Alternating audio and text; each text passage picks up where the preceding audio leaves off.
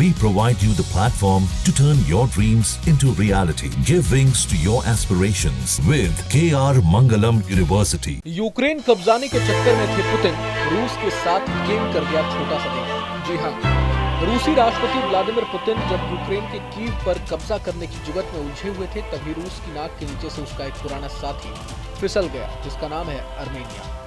जिस देश को रूस दशकों तक अपना छोटा भाई समझता रहा, वो अब न सिर्फ रूस से किनारा कर रहा है, बल्कि यूरोप से हाथ मिलाकर नई राह पर निकल पड़ा।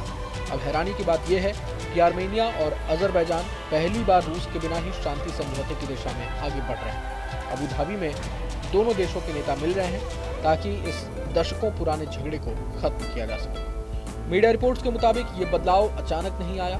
बात सितंबर 2023 की है, जब अजरबैजान ने नागोर्नो कराबाख इलाके पर पूरी तरह से कब्जा कर लिया। ये वही इलाका है जिसे लेकर आर्मेनिया और अजरबैजान पिछले 40 साल से एक दूसरे से लड़ते रहे और बीच में बिग ब्रदर बनकर हमेशा रूस खड़ा रहता था। लेकिन इस बार जब अजरबैजान ने काराबाख पर बिजली की रफ्तार से कब्जा कर लिया, रूस सिर्फ चुपचाप देखता रह गया।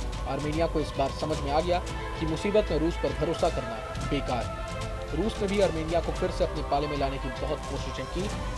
कभी अफवाह फैलाई कि येरेवान में रूसी सेना की तैनाती बढ़ रही है, कभी कहा कि अमेरिका वहां जैविक हथियारों की लैब चला रहा है, और हाल ही में आर्मेनिया में एक तख्ता पलट की साजिश भी पकड़ी गई, जिसमें चर्च और एक रूसी मूल के अरबपति का नाम सामने आया। प्रधानमंत्री पशिनयान ने साफ कर दिया कि ये सब रूस समर्थित ताकतों की साजिश हो सकती है, जो देश को अस्थिर करने की कोशिश कर रही है। 2025 की शुरुआत में आर्मेनिया की संसद ने यूरोपीय संघ से जुड़ने की प्रक्रिया शुरू करने वाला बिल पास किया, यानी अब वो सीधे सीधे रूस की कक्षा से बाहर निकलकर यूरोप की ओर बढ़ चला।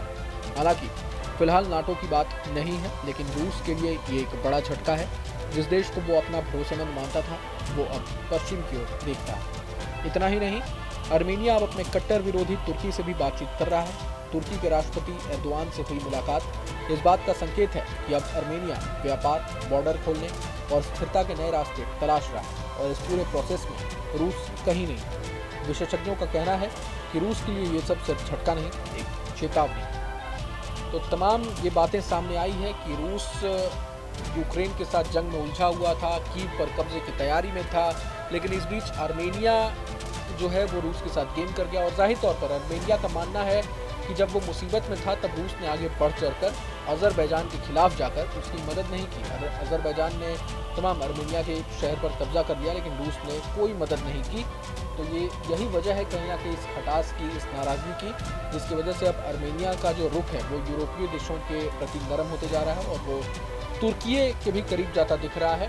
तो जाहिर तौर पर पुतिन और रशिया दोनों के लिए बहुत बड़ा झटका माना जा रहा है। बहरहाल पूरे मसले को लेकर आप क्या कुछ सोचते हैं, हमें कमेंट बॉक्स में ज़रूर बताएं। अगर आपको ये वीडियो पसंद आए तो लाइक करें और चैनल को जरूर सब्सक्राइब करें। जहाँ भक्ति है हर शब्द में, कथाओं में छुपे हैं दिव्य रहस्य, और ज्योतिष देता है जीवन को दिशा। धर्म से जुड़ी हर बातों को जानने के लिए हमारे चैनल स्तुति को सब्सक्राइब करें। चैनल पर जाने के लिए इस लिंक पर क्लिक करें।